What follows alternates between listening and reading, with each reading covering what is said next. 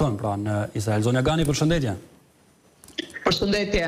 Po do t'ju pyes, si është situata, atmosfera tani në Izrael, sepse këto bombardimet, raketat me rrezet mesme veprimi kanë kaluar, pra kanë depërtuar në disa qytete izraelite. Gjendja është e një llojit, mund të them. Edhe sot kemi pasur sulme nga Irani, por mund të them më pak se sa ditët e tjera.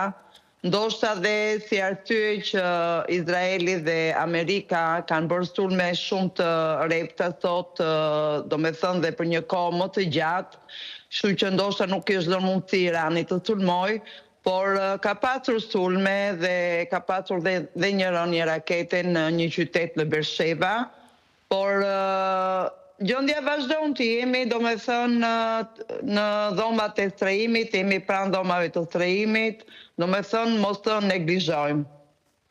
Dhe zonja Gani, a ka pra mjete për të mbrojtur, sepse u shkaktuan edhe viktima, këto tunelet e strehimit a janë të mjaftueshme për jetët e njerëzve?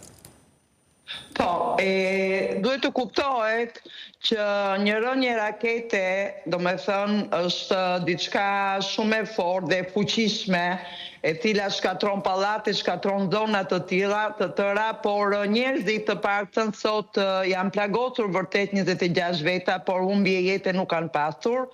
Kështu që rënja e raketës dihet që patjetër do bëj dëme.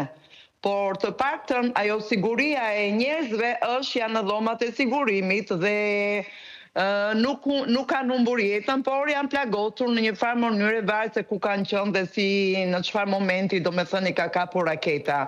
Por të biri një raketë balistike, domethënë do të thotë që shkatron, nuk pyet edhe për dhoma strehimi dhe për dhoma sigurimi që kemi ne. Dhe përgjithsisht po dua t'ju pyes shkurtimisht zonja Gani, atmosfera e përgjithshme si është? Është një atmosferë lufte tani atje?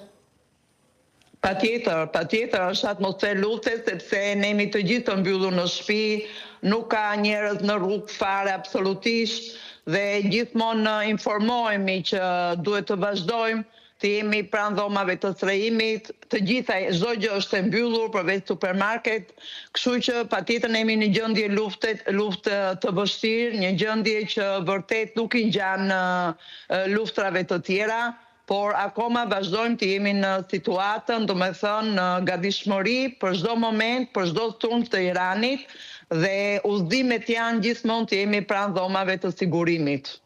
Zonja Gani, të falenderoj shumë për kohën që gjetet lidhesh drejt për drejt me ne. Ju lutem, përshëndetje.